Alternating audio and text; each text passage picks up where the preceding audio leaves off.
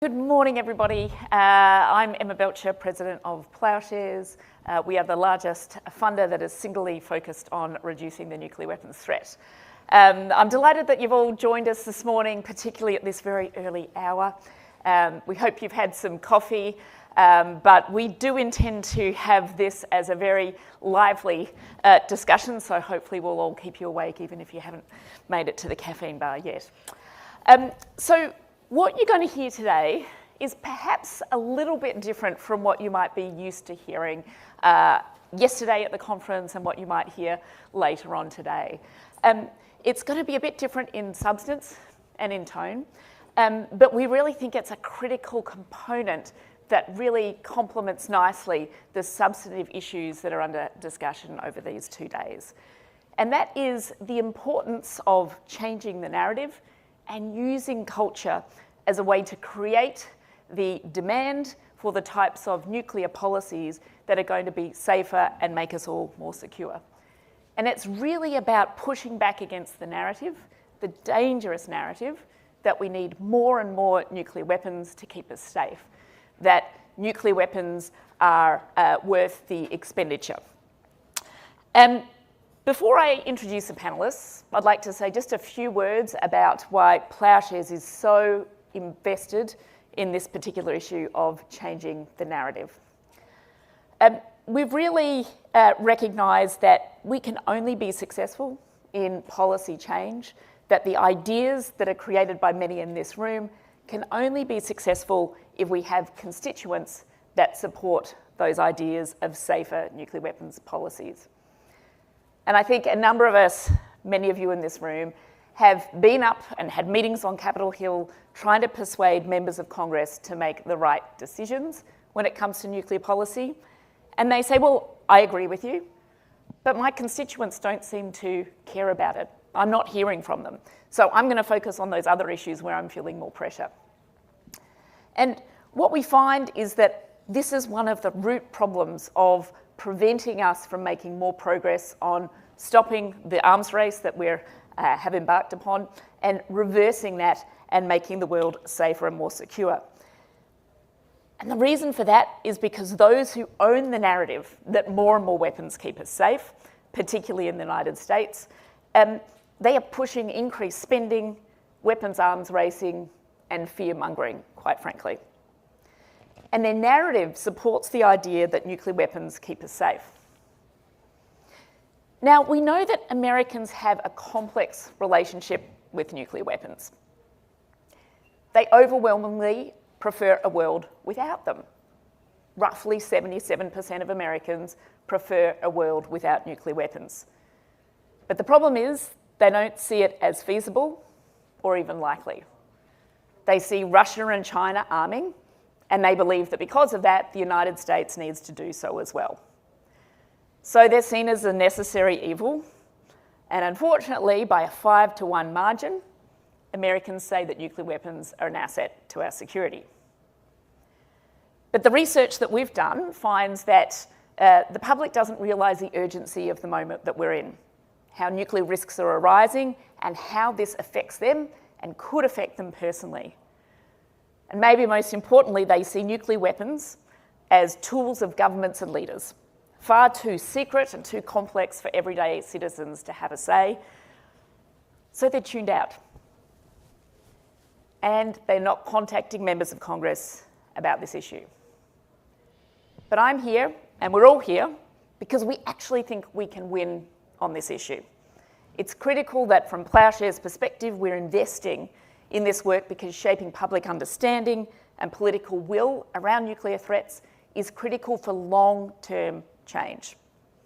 By collaborating with our partners, many in this room, on narrative strategies, we can shift the conversation from technical jargon that's quite frankly inaccessible to human impact, making the issue urgent, accessible, and actionable for broader audiences.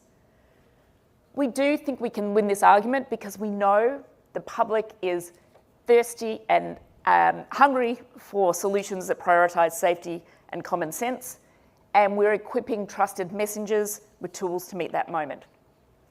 So Ploughshares and NTI just released a new narrative guide that was developed with field input and nationwide focus groups. The guide offers concrete strategies to counter this state of play. And we hope there's also further collaboration across organisations, partners and individuals on weaving in this narrative framework to our work. The more we can work together on shifting the narrative and the way we speak about this issue publicly, the more we adapt the lessons of the narrative guide, the more the impact we can have collectively. So we encourage those who are heads of organisations to use the narrative, empower your staff with the tools in the narrative guide to imbue through their work, and use the checklists that we've provided as a way to cross-check materials that your team's producing and ensure that those from across your organisation and from communications to policy staff have these resources accessible to them.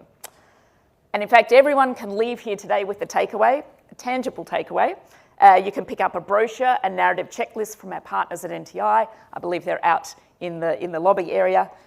And these are easy resources to pin up on your desk and have on hand when you're writing anything from an external message to your subscriber base, a letter to mobilise grassroots groups.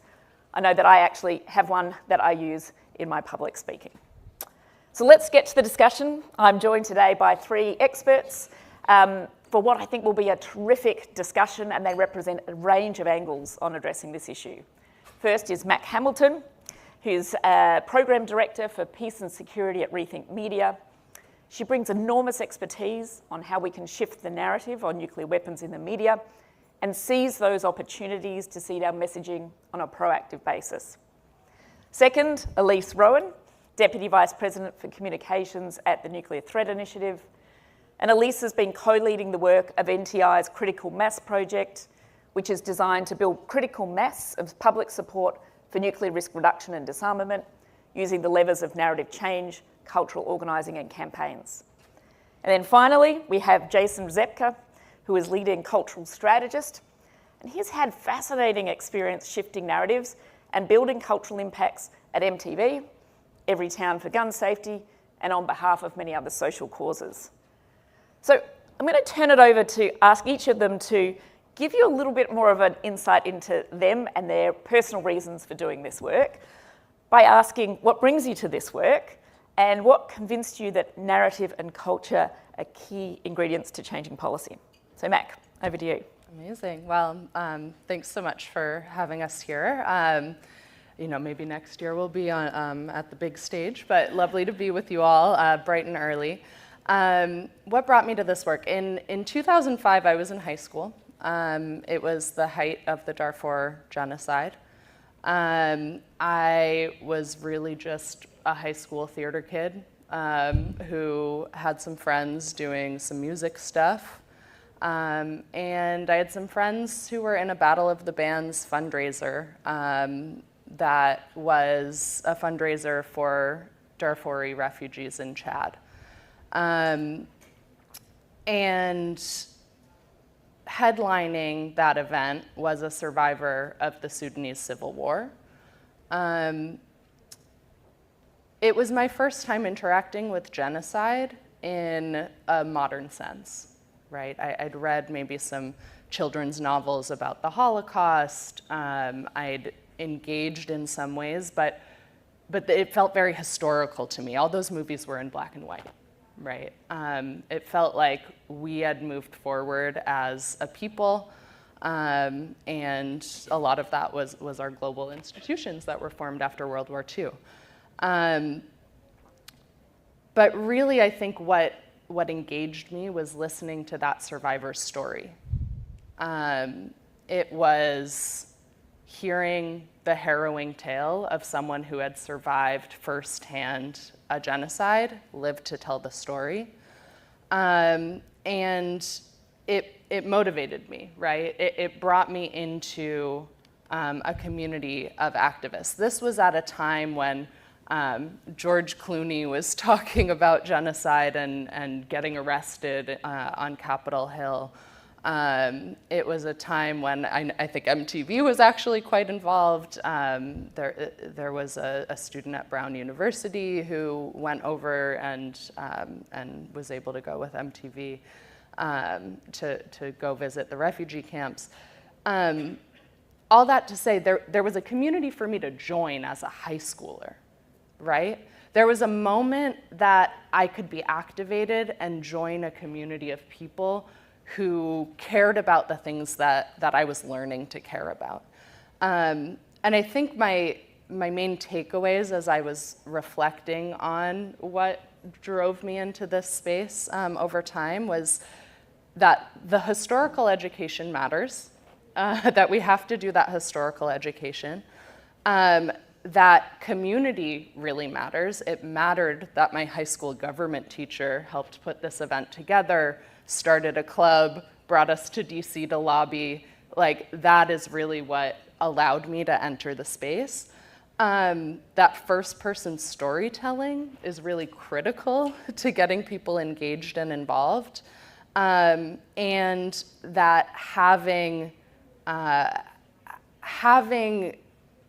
opening spaces throughout society to engage with global issues is absolutely vital, right? If George Clooney and Don Cheadle and Angelina Jolie and, you know, all those really big names had not been engaging in this topic, it would never have reached my high school on Cape Cod, Massachusetts, right? In small town, public school, et cetera. So, yeah, I think that's what brought me in. I found Nukes by accident, but I think the values and those lessons remain. Fantastic.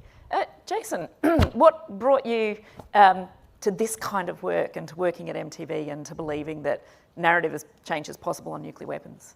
Well, this is uncanny, and we didn't coordinate this ahead of time, but Darfur was a catalytic event for me because I started my career as a communications professional. I thought I'd be a flack my whole life. I was good at placing stories, and I wound up at MTV, and all of a sudden, I'm there helping to publicize our efforts at MTVU to give a megaphone to college students to help end a genocide half a world away. And I didn't vote in the first 2 presidential elections that I could have. I'd never volunteered. I never donated any money.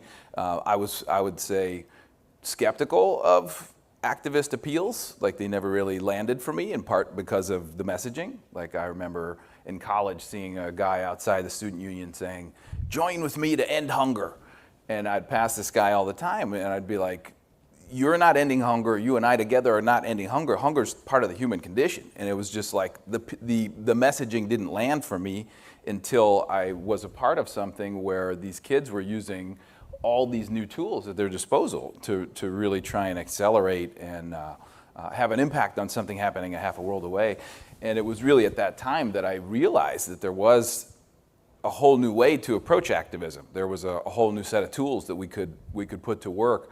And I ended up running the social impact team at MTV for many years across the whole portfolio of work we did around sexual health, mental health, getting young people registered to vote and turning them out. So it kind of opened my eyes to the possibilities. And I think once you kind of are converted and kind of move into that world and have the opportunity to do that work, I took that privilege really seriously and kind of devoted the rest of my career to trying to harness those approaches and those tools to accelerate change that help people live better lives now.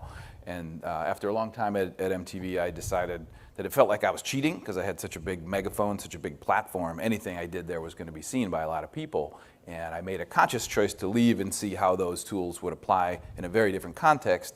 And I joined Everytown for Gun Safety a couple months after it was founded, when Mike Bloomberg stepped into the breach and said we need to do more to address this unique American epidemic of gun violence. And the charge there in the beginning was, can you get celebrities to tweet about this? Like, that was literally what they asked for. And I was like, yeah, and maybe we need a cultural strategy, because they had tried.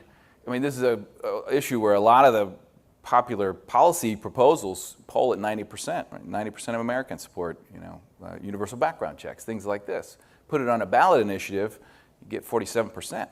What's missing there? We weren't meeting people and engaging people through culture where they live their lives. Just waking them up every day saying, call your congressperson. You can only do that so much. So this is where I really started to understand how you could use culture as a tool, as one of the main ways to engage people on issues inclusive of narrative change. And really since then, as I've run my own consultancy, I just try and parachute into tough issues like nuclear disarmament or pick the issue and see how much of that I can apply and then how much we need to innovate and experiment with to try and make change. So that's why I'm here.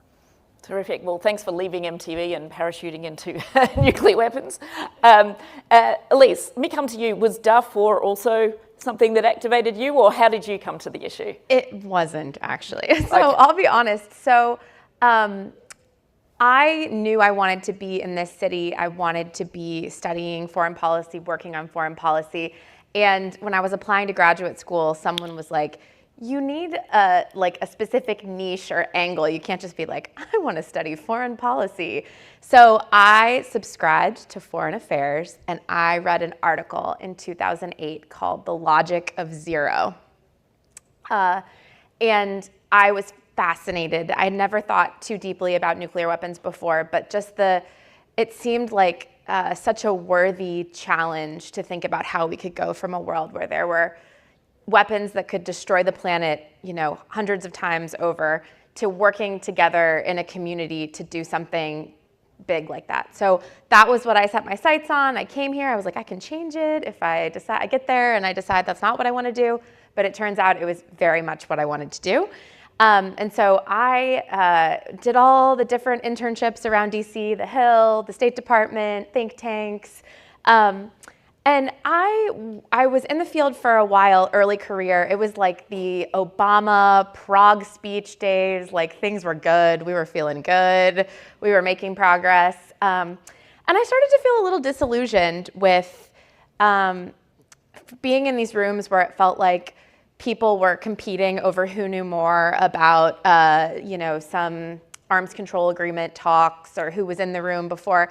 And I kind of thought, aren't we trying to do something together, like something important?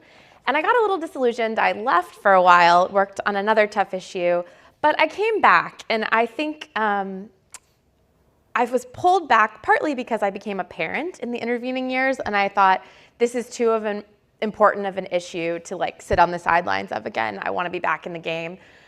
But also, I was thrilled to see that in the intervening time, I think NTI, the organization that I'm with now, its evolution towards narrative and culture had been happening, and I think that's exactly what we needed. I think I mentioned the Prague speech days, and I think we all at NTI have realized that you can have the leader of the American president on board, excited to enact the change that we all want to see, and it can only take you so far.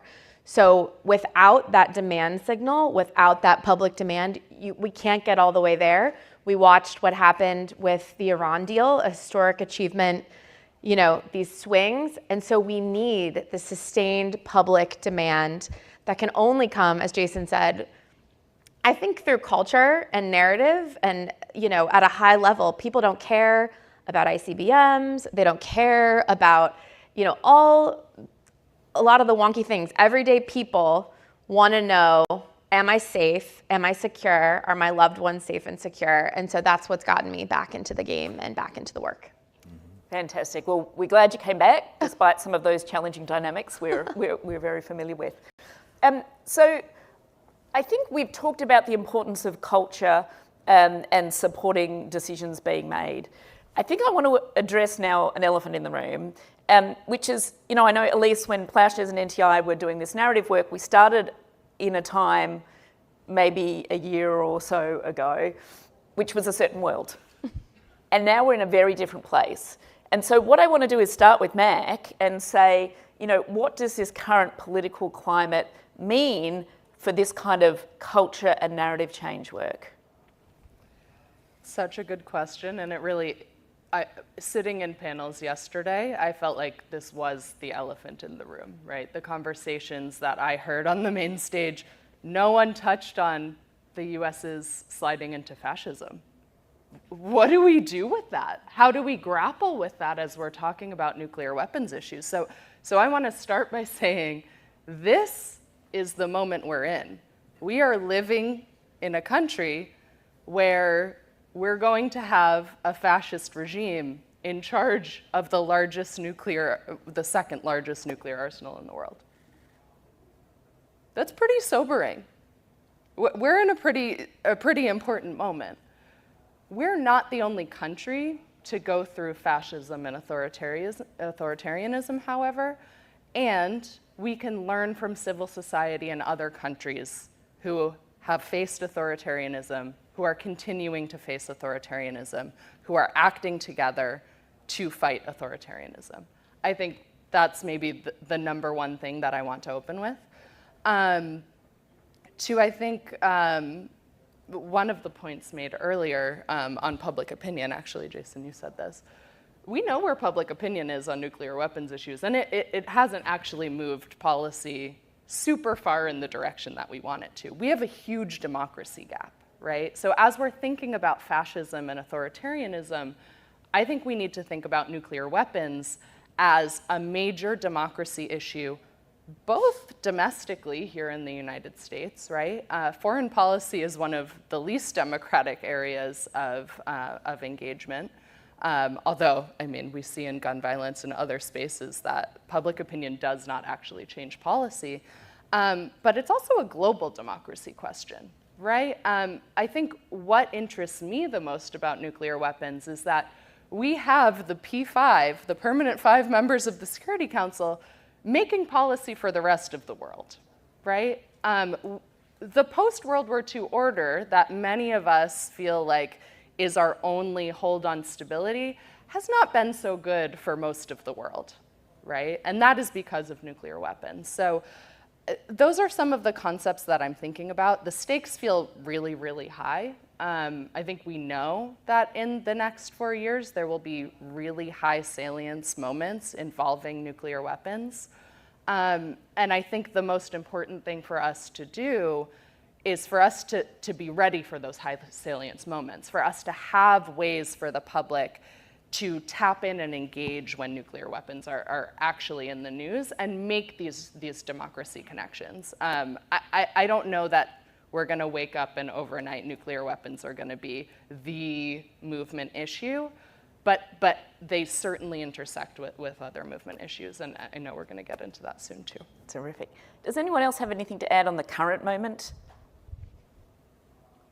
Just the one thing I'll say is just tying it back to the definition of culture. Because like when I transitioned out of MTV, I started going to Policy Place, and what is culture? Like I had to be clear on that. So two really important definitions that I hold dear, and it ties back into this question, is the prevailing beliefs, values, and behaviors of a people at a point in time. The prevailing.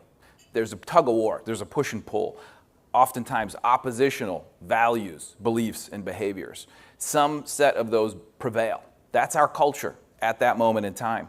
So that's what we're in right now, is a push and pull, a tug of war around different worldviews. And typically, the winner is the side that tells a better story. And that's not talking points, and that's not statistics. That's telling a better story, because that's how people understand the world around them. So I think that's the moment we're in, and I think the onus is on whatever side you identify on to tell a better story, because that's often what prevails. So Jason, let me push on that a little and ask you, what are those audiences that we need to reach, and how do we reach them? What do we do to reach them and organise them at this point in time? Well, the interns in this room have forgotten more about nuclear disarmament than I'll ever know, so I wouldn't push me on audiences. I think you've got an incredible resource here to go there. I think it's really getting clear, though, on the theory of change. Is like these audiences need to be moved here to achieve this outcome.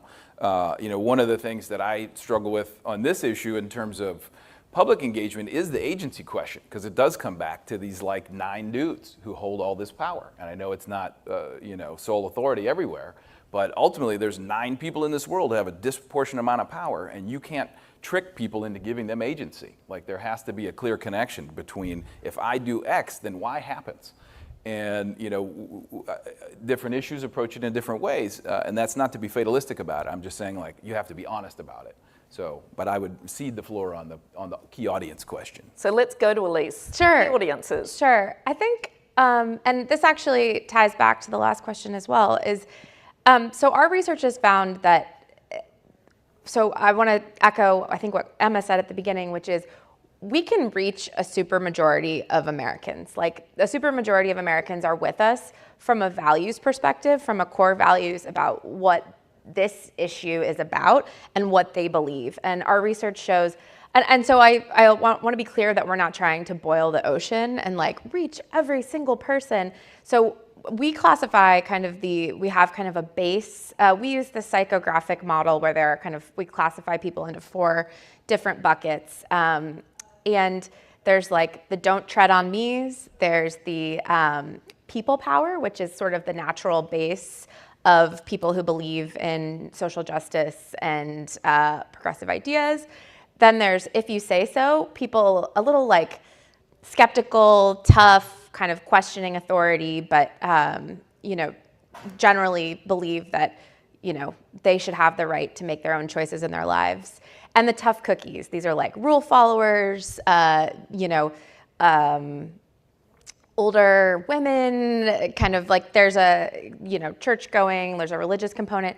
And so when we've done our research, we've identified that there are 5 core values that this movement is associated with, that is like in the DNA of nuclear risk reduction and disarmament, that connects with those people. And so those are courage, optimism, to believe a better world is possible, agency, the power to control your own destiny, sustainability, focus on a future and the health and sustainability and well-being of the planet, and security, the ability to be safe from the threat of harm.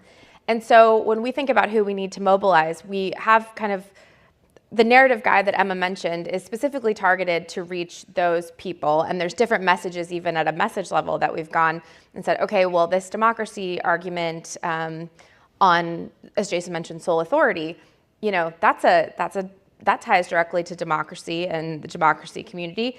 And that works best with this segment, et cetera. So I think I also want to mention, just when we think about the change we want to see, young people are living with a nuclear arsenal that they did not ask for, that they are left with. The modernization decisions that are being made right now will have consequences for, in some cases, their grandchildren. And so when we think about who we need to, I feel like in some ways that's not a very unique answer, but who we need to reach and organize, I think, especially because young people weren't involved in duck and cover, et cetera, figuring out how to connect to this new generation, make it salient. And I am very compassionate knowing that Gen Z has lived through crisis after crisis, and there are a lot of things to be worried about these days. But I do believe that we can re-engage that critical population through culture. Fantastic. I'm going to just come to Jason on that particular thing and then come back to Mac. Jason, how do we make nuclear weapons more relevant to people's lives? Elise has sort of articulated the different groups of people that we'd be trying to move.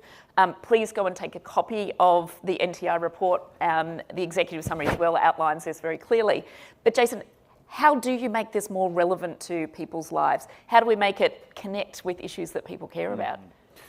Well, I think the last piece is important. How do we connect it to other issues that they care about? Because when I first came to this work, it was a little bit daunting because it feels so remote and it feels so removed. And certainly everybody lives with this existential threat and dread, but at an agency level, like a lot of the issues I've worked on are connected to choices you make on a daily basis, and a lot of the issues that we see get a lot of mainstream attention are those where like your daily choices dictate the direction of that. And this issue is very different in that way. So I think we would be wise to study other issues that have more of like a structural and power dimension as opposed to a personal decision-making dimension. So like health issues, how we treat each other. Like this is a lot of the campaigning you've seen on issues that really come to the fore are more in that vein. But there are other issues that are much more structural. So I've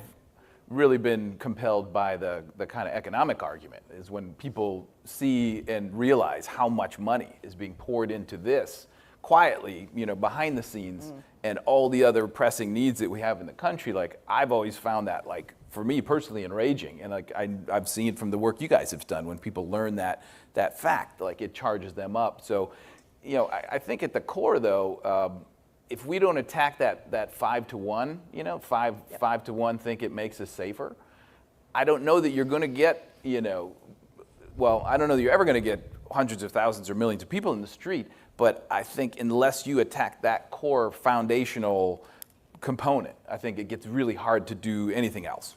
So for me, that comes back to storytelling.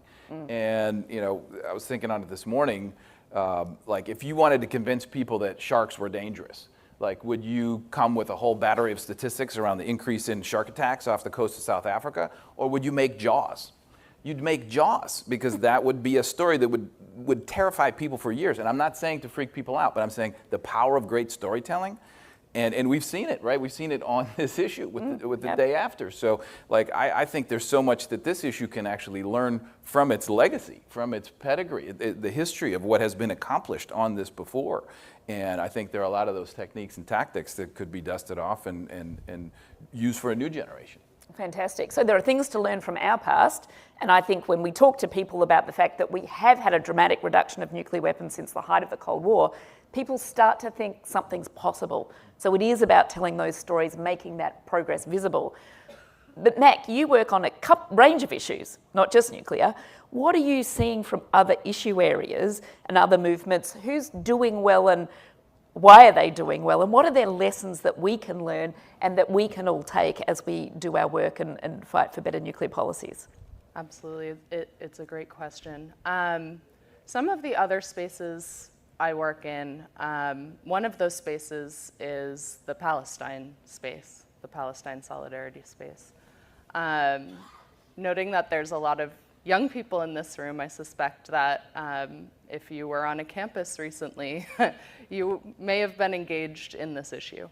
I think something that I am thinking about is how important it is to see each other taking action visibly, right? Especially really if we're going back to this moment of fascism and authoritarianism. We're in a moment where people are afraid.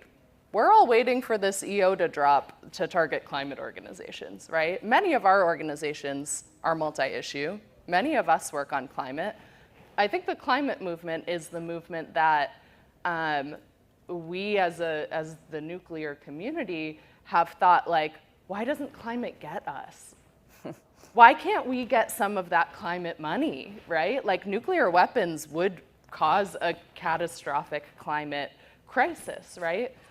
And that's who's about to be targeted, maybe not this week because the Pope died, but like soon with an executive order, and that's gonna blow back at us, right? And so if I'm thinking about who we need to learn from, who we need to work with and bridge build with, it's the brave people who have been speaking up against authoritarianism in the Biden administration. The crackdown on college campuses in a Democratic administration that is having repercussions in this moment where we're losing our deepest held, most treasured institutions. So I would say I'm deeply inspired by the bravery I've seen on college campuses. It's not surprising that student movements are where you came from and where I came from, because it's young people who have a pulse on the culture. They're the folks who are bridge building across the world, really. And that's something that when we're in more elite research-based policy spaces, and we're not talking to the people on the ground who are actually, experiencing the harm, we're missing something really critical. And And I think where I've seen the nuclear weapons space do really well in terms of engaging grassroots is on RICA. It's on issues related to nuclear weapons and the harm caused by nuclear weapons, whether it's nuclear weapons use, as in Hiroshima and Nagasaki, where the 80th anniversary of which is this year, which we should all be thinking about how to mobilize people and resources around. Because if we miss that moment, that's our moment, right? This is our field, and that is, if we miss the 80th anniversaries, we're missing something huge. So yeah, all that to say, I think the movement for Palestinian rights and freedom is what I would say. Thanks, Meg. Certainly talking about the issue of climate change and the connection with nuclear, I've found over the last few years as I've travelled around the world and been at different forums where issues of global significance are discussed, nuclear weapons aren't really present. And I think that has been changing over the last few months. But it strikes me that once we do get in the room and we talk to people about the cost of nuclear weapons and the way in which, the $190 billion being spent globally a year, are there better ways to support things like sustainable development goals, human rights, climate change, other issues that people so desperately care about? I see the light bulbs go off for people. And when you say that even a small nuclear exchange could derail all of the progress being made on other issues people care about so desperately, that starts to sink in. So I think part of what we need to do is be much more visible about the realities of nuclear weapons, make it not an issue that is just talked about by people deep inside the Pentagon, but an issue that everyday people have a say in and have agency in. So, Elise, as someone who's worked with Ploughshares on narrative change, are they narrative change and culture long-term strategies? Are there short-term gains though? And what indicators are you going to be looking for to show that we're making progress? Yeah, thank you. I think it's definitely a long game, and I think none of us have illusions that this is going to be a quick fight. But I think there's a potential for short-term gains. And when I think about, so back to the 5-to-1, I think that, and telling a better story, I think that there are ways that we can erode that 5-to-1, we can move back on our side. And when Max said, you mentioned RICA, I think another place that we can do really well and make some big gains are, it's a tough environment out there when we have to respond to the news of the day. Russia did this, China did this, et cetera.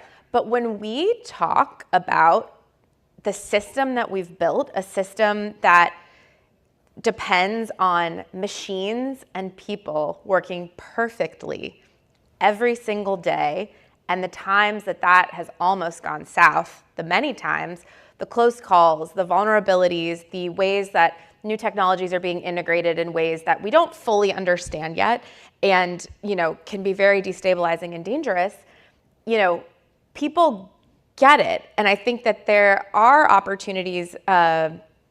One of NTI's kind of big bets on narrative change is the culture space. And specifically, if we can, I think a light bulb moment went off for us when Oppenheimer came out and we saw the success of the film and we saw how many people were talking about it. $1 billion in worldwide sales, including China, just the number of people that saw that movie. Thinking through, if we could help influence storytelling about nuclear weapons in the cultural products that people consume in their everyday lives, that's huge. That is huge. And so we see now, nuclear weapons are something that are covered in film and TV. We have Fallout, we have The Diplomat, we have Paradise, we have movies coming out that have been announced. And if we can just help that story, if you can get people to consume something and they walk out of the theater and the only conclusion is no one should have nuclear weapons. Wow. Or I didn't realize that, or I'm going to learn more. That's a huge opportunity for us. And that's that can be a short-term gain. That could happen that could happen anytime. Fantastic. Plus Yes, one, please. that really just what I love about the human and machine fallibility point is like make the counter argument, right? Like how do you that's a winning argument in the way where I think a lot of times on these issues it comes down to things like that. Is like what do people ultimately hold in their head? They only have so much inventory in their brain on everything, right? So your issue is going to occupy this much space and make the counter argument. What we used to struggle with in the gun violence prevention movement in our theory of change was like the NRA had adages like nothing stops a bad guy with a gun but a good guy with a gun. And we're like, well, what about common sense policy like in purple states and like we could, reduce this, but like I didn't have a compelling counter argument to that, or that was that potent, So I think when you can find territories like that, that's a precious asset, and repeat it ad nauseum. I think sometimes people get afraid of, but I said that last time. Say it again, and then say it again, and then say it again, because that's how stories stick, is through repetition. And I want to add just one thing too. I mentioned, we I think can erode that we can win on public opinion with stories of the system and close calls and things like that. But we can also, you mentioned at the beginning that Americans have a complex relationship with nuclear weapons and they see them as a necessary evil. But also, one of the reasons that they have that view is because they think it's impossible to make change. They see it as unlikely. And so, when you change the story from, leaders in Russia and the United States signed treaties that reduced nuclear weapons. First of all, the fact that we reduced nuclear weapons by 80%, people are shocked. We stood in front of the Grove Mall with an installation around Oppenheimer Oscar weekend that said, "Make nukes history." And people kept coming up to us and going, "That'll never happen." And we were like, well, actually, we've reduced them by 80% already. And they're like, really? Wow. And I think when you change the story just from the US president and the Russian president to, well, 1 million people marched in Central Park in 1982, a film called The Day After, 100 million people saw it and it changed the conversation. Ronald Reagan saw it. Support for an arms buildup went to from 61% to 16% in a matter of 3 years. That's a different story. And that's something, I say this in the mirror because NTI has not always been the best at telling that story in that way of the public's role and the progress, et cetera. So that's something that we're definitely taking away into our own work. Fantastic. We're about to turn to audience for questions. So think of your questions, put your hand up and we'll have the roving mic. But one final question, and any panelist can answer this. What is one nuclear story? I think you've given us one, Elise, from history.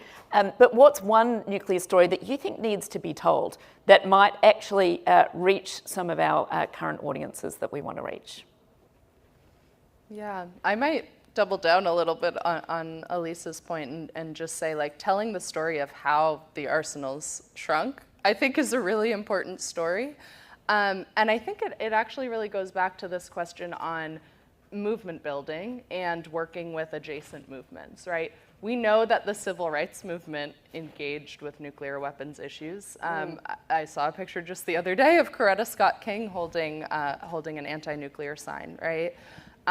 We know that there was a large movement of mothers saying, this is not the world, we should leave our children, right? And so I think telling that people power story is really key, and also working with movements, which I know some people in the space have, but also really investing real dollars and real staff time in bridge building with the movement for Black lives, right? I mean, that work has been done, but it's really nascent in this space. And there's not a lot of people doing it and there's not a lot of money for it. And so that's what I'd have to say, yeah. Thanks, Mac. I think part of here is that we haven't had those resources to do this at scale.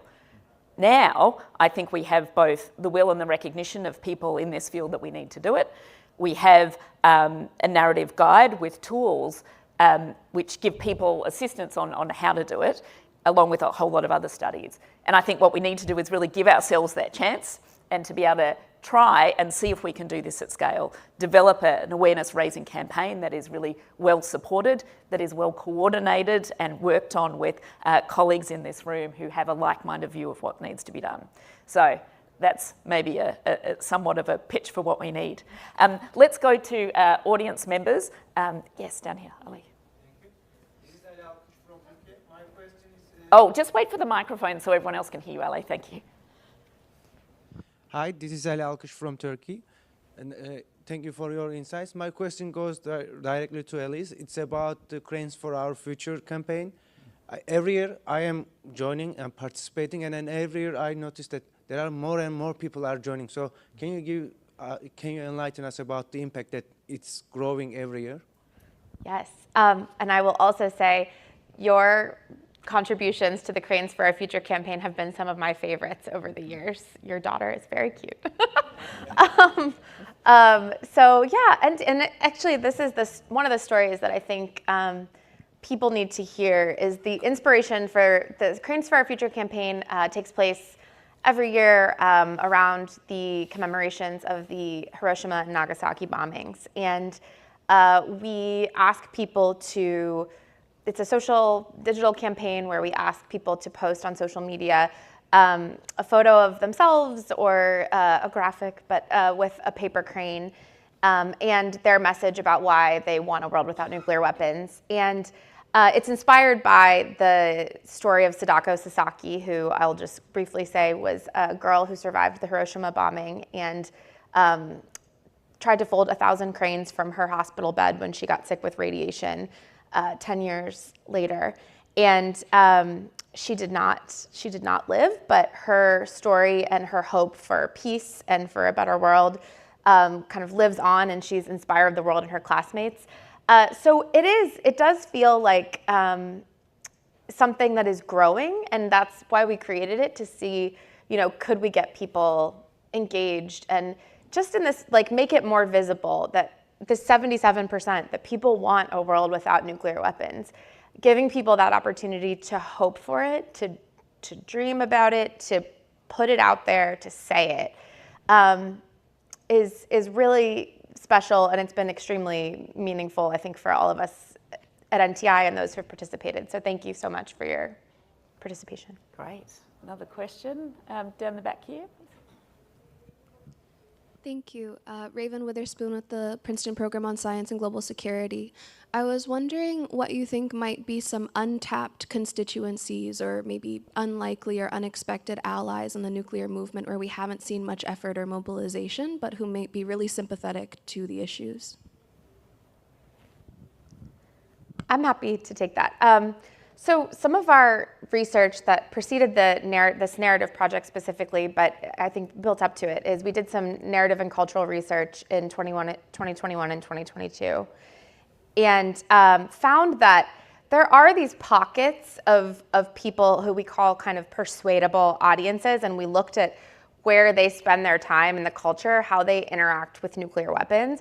And I'll just give you one example of that, and that's gamers. As a core audience. So, as we think about culture, we've been thinking about like bespoke opportunities to like engage with the gaming community, obviously Fallout being one. And just thinking about like, are there ways, we've talked about like, could we do like a Twitch stream with like prominent gamers?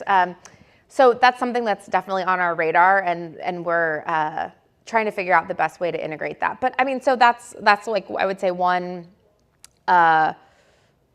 cultural audience. I think there's also, I think it's like, we're still kind of hashing this out, I think, on where we think at NTI, one of our kind of like our mottos is like X in, exponential out. So like, where can we invest in a way that's gonna have exponential effects and impact? And so I think there are ways to look at whether we choose like business leaders or the faith community, like how can we kind of like engage in a way that could have ripple effects? And that's something I think that as a field, I think we're still making decisions on, which campaigns to choose that would reach those audiences.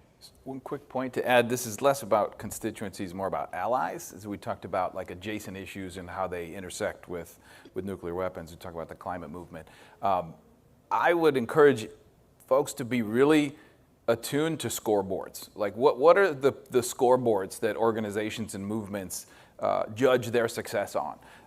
Because where those intersections lie is where there's opportunity. And I think if we look at climate, like I would want to understand, like what is the climate movement trying to accomplish right now where we could help accelerate their success? So on guns, I saw it with the mental health community because two-thirds of gun deaths are suicides.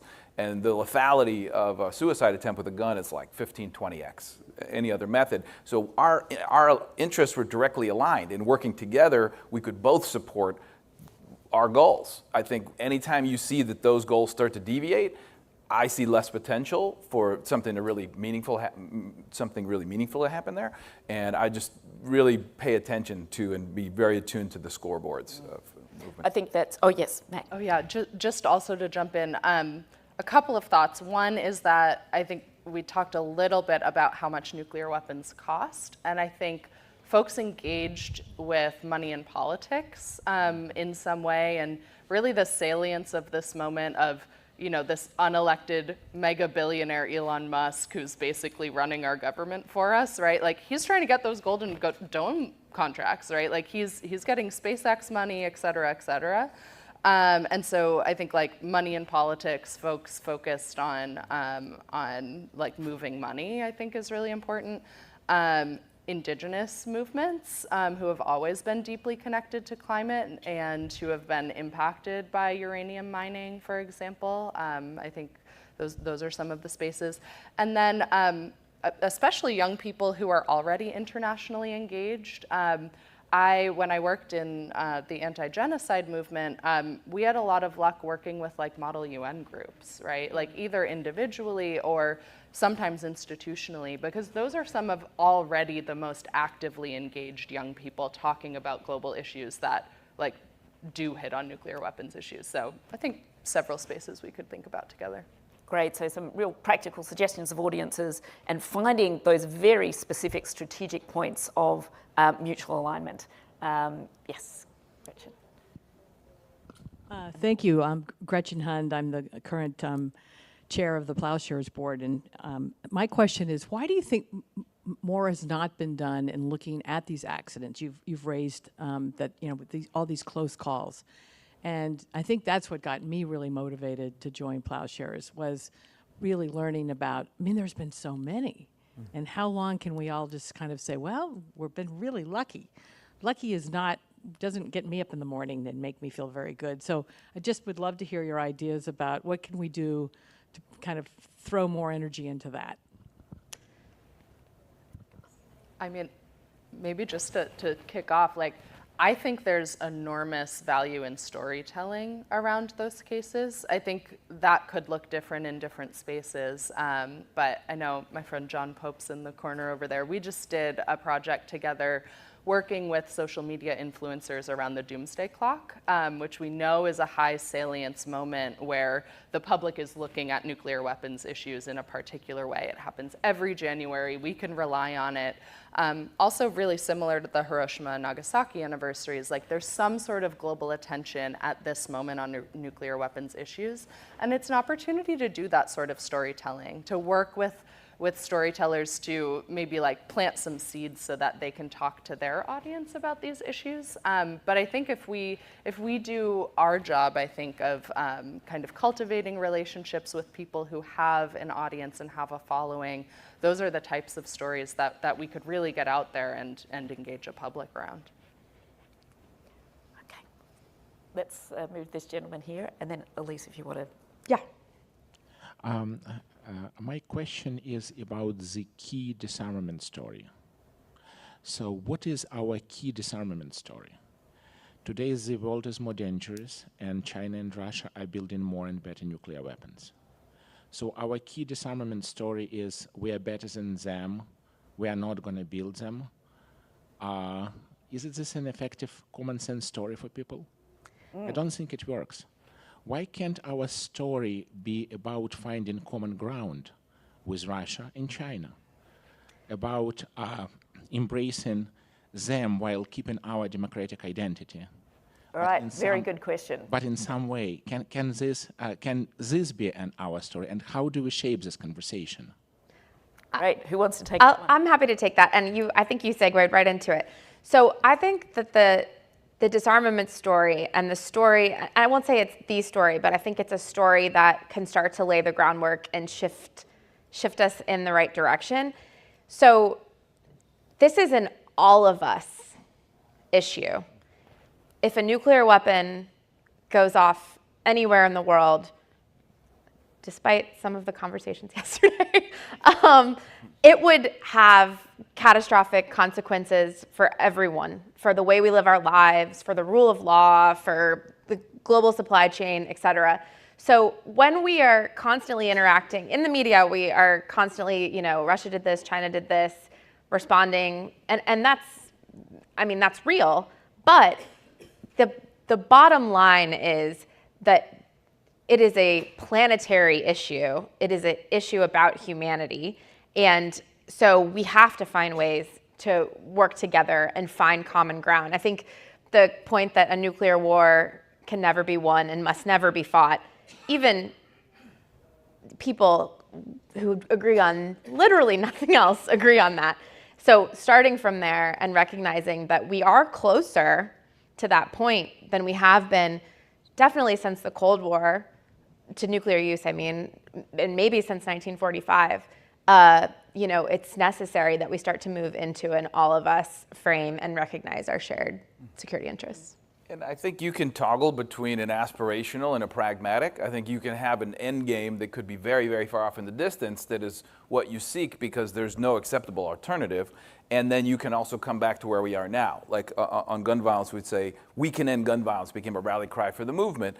In a country with 400 million firearms, that's not going to happen tomorrow. But there is no acceptable level of gun violence. So we set the end game as we created this, we can end it. It starts with, right? So it's like that ultimate end game that could be 100 years in the future, and here's where we start. I think that's an easy rhetorical device. Yep. And I'll maybe just quickly say, we're paying a lot of attention to this, and Rethink Media is putting a lot of time and energy into thinking about the question, particularly of U.S.-China relations, because it's gotten less attention, I think, in this field, but it's growing. Really, we're in a post-unipolar world, and that's something that U.S. policymakers kind of refuse to acknowledge or grapple with. But to me, that's part of the story that we have to tell is, right, we're in a world that is not the post-World War II order. We're in a world where we have, kind of growing nuclear arsenals. And the only way to actually have some sort of progress on these issues is to simmer the tensions, right? Like when we have a trade war with China, like that makes hot war more and more likely, which then makes nuclear weapons use more and more likely, right? And so I think that's something that sometimes the nuclear weapons community struggles with is how do we interact with conventional war issues that make nuclear weapons issues more and more likely? I think we need to tell a story about global cooperation and allowing other countries to thrive without, we can survive together and we can build a better world together, and we have to.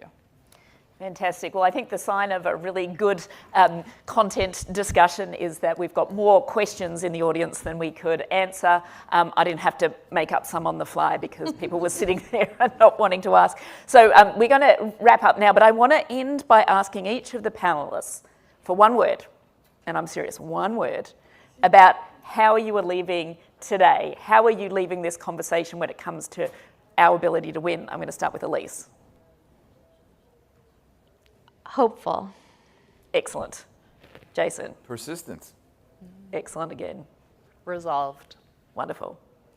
Well, thank you very much. I think we've resolved that this issue is very important.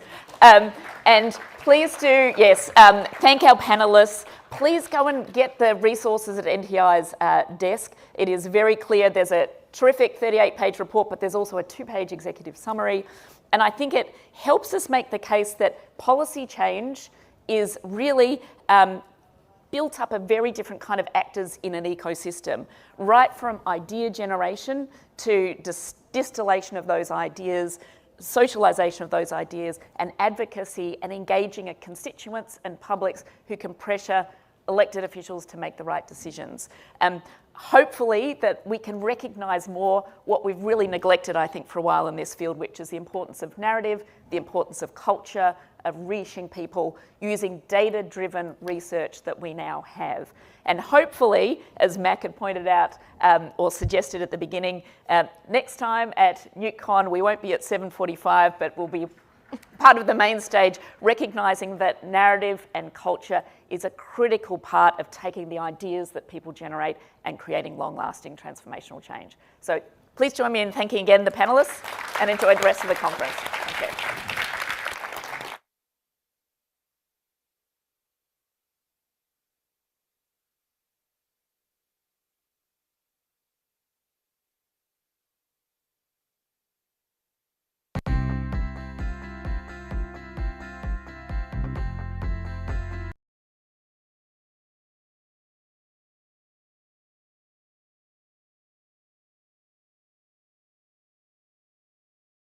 Governor Newsom is speaking right now after a federal judge ruled against the Trump administration, ordering Trump to return control of the National Guard to Newsom. Let's listen. Those cornerstones that he claimed or asserted were not met. Section 12, 406, clearly there's no invasion, there's no rebellion. It's absurd. And so we're gratified. Today is a big day for the Constitution of the United States, for our democracy, and I hope it's the beginning of a new day in this country where we push back against overreach, we push back against these authoritarian tendencies of a president that has pushed the boundaries, pushed the limit, but no longer can push this state around any longer. Happy to take any questions. Well, I hope we look at what happened to Senator Padilla not through the blue or red lens, but through your own set of eyes. And just tell me that that's right. Here's a United States Senator in his home state, in a federal building, in his office building, that wishes to join a press conference, not dissimilar to this, and express himself by simply asking a question, and was handcuffed, was thrown down to the ground, a United States Senator. And anyone that knows Alex Padilla knows one thing about Alex Padilla. He's one of the most mild-mannered, decent people you'll meet. And that's not, don't just take my word for it. Folks on the other side of the aisle would acknowledge that. I thought it was a disgrace. I want to make this clear. The National Guard will come back under my authority by noon tomorrow. The National Guard will be redeployed to what they were doing before Donald Trump commandeered them. The National Guard will go back to border security, working on counter-drug enforcement and fentanyl enforcement, which they were taken off by Donald Trump. The National Guard will go back to working on what we refer to as the rattlesnake teams, doing vegetation and forest management, which Donald Trump took them off in preparation for wildfire season. The National Guard, men and women, will go back to their day jobs, which include law enforcement, that he took them off the job. Just want you to all absorb what I just said. By the way, you don't have to absorb it. You'll have an opportunity to review that in the 36-page order from Justice Breyer that laid that out. And they'll come back under the rightful command of the governor of the state of California. Governor, what about the president will honor those orders? Plan to demonstrate on Saturday in response to this military event? Do it peacefully. It's a vulgar display. It's the kind of thing you see Kim Jong-un, you see it Putin, you see it with dictators around the world that are weak and just want to demonstrate strength. Weakness masquerading as strength. To fet the dear leader on his birthday, what an embarrassment. Honestly, it's that's about as small as it gets. How weak How weak do you have to be to commandeer the military to fet you on your birthday in a vulgar display of weakness? That's Donald Trump. Governor, you warned other states in your address the other night. What are the messages and conversations you've been having with those blue state leaders? Well, these governors have all been waiting for this decision. I haven't had a chance to talk to any governors. And by the way, every Republican governor. I remember one of them by the name of Kristi Noem, who just a few months ago was on there with one of the spokespeople for the Trump administration, Sean Hannity, and was going on and on and on about a rumor that somehow former President Biden was going to federalize her national troop. And she stood there talking about freedom and federalism, the 10th Amendment. And here she is, you know, her folks throwing the United States Senator from the great state of California on the ground and handcuffing him in his office building in 2025. Governor, what about the Marines? Were you disappointed that Judge Breyer didn't address that issue? Is that something that you expect to develop? Well, there's been a lot of rhetoric from Pete Hegseth, that's his name, that they've quote unquote been deployed, but it doesn't appear they have been. But they were making you believe that. And so I think the judge was waiting for the evidence that they actually have been deployed into Los Angeles, which they appear not to be. Of course, they're not coordinating with anybody on this. So he's just waiting for that evidence. Obviously, they moved to another location for training exercises. But here's the bottom line. The police do policing. Military, it's for the battlefield. You know, the idea that these unbelievably brave young men and women that I work with, that we have had the benefit of their extraordinary contribution all across this state. I gave you 3 examples. What more evidence do we need of the work they did for the wildfires in Los Angeles and all the work they did to secure locations and keep property and personal lives safe over the course of the last few months? These folks are now being commandeered to do ICE raids. You've seen the photographs. That ends tomorrow at noon. And the notion that the United States active duty Marines, these heroes, would be used